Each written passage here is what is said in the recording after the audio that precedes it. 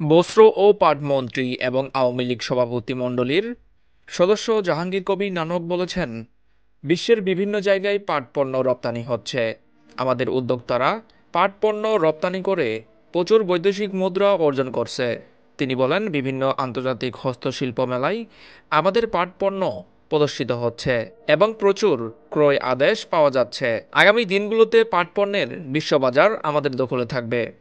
জাহাঙ্গীর কবির নানক শনিবার ফরিদপুরে বাংলাদেশ শিশু একাডেমি অডিটোরিয়ামে পাট চাষি, মিল মালিক, ব্যবসায়ী এবং পাট খাত সংশ্লিষ্ট অংশীজনের সঙ্গে মতবিনিময় সভায় প্রধান অতিথির বক্তব্যে একথা বলেন। ফরিদপুর জেলা প্রশাসনের সহযোগিতায় পাট অধিদপ্তরের উদ্যোগে আয়োজিত সভায় সম্মানিত অতিথি ছিলেন মৎস্য ও প্রাণী সম্পদ মন্ত্রী মোহাম্মদ আব্দুর রহমান। জাহাঙ্গীর কবির নানক বলেন, গত বৃহস্পতিবার জাতীয় সংসদে ২০২৪-২৫ অর্থবছরের বাজেট উত্থাপনের প্রাক্কালে প্রধানমন্ত্রী শেখ হাসিনা যে ভ্যানিটি ব্যাগ সঙ্গে নিয়েছিলেন সেটি ছিল পাটের তৈরি। সেদিন তিনি যে শাড়ি পরেছেন তা পাটের তৈরি। তিনি বলেন, গত সপ্তাহে জাতীয় চা দিবসের অনুষ্ঠানে প্রধানমন্ত্রী বলেছেন যে পাটের কলি থেকে জুটটি তৈরি করতে হবে।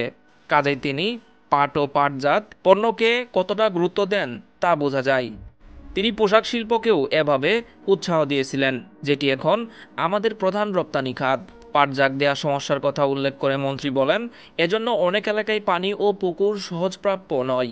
আমরা চেষ্টা করে যাচ্ছি ছোট একটা জায়গায় পাট জাগ দেওয়া যায় কিনা বা কেমিক্যাল ব্যবহার করে সহজে পাট ব্যবহার উপযোগী করা যায় কিনা।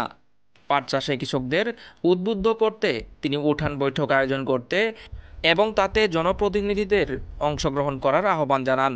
মন্ত্রী বলেন, পাটের বীজ আমদানি নির্ভরতা কমাতে হবে, সার, কীটনাশক ও ভালো বীজের যোগান দিতে হবে। ধান, চাল, গমের জন্য পাটের ব্যাগ ব্যবহার করতে হবে।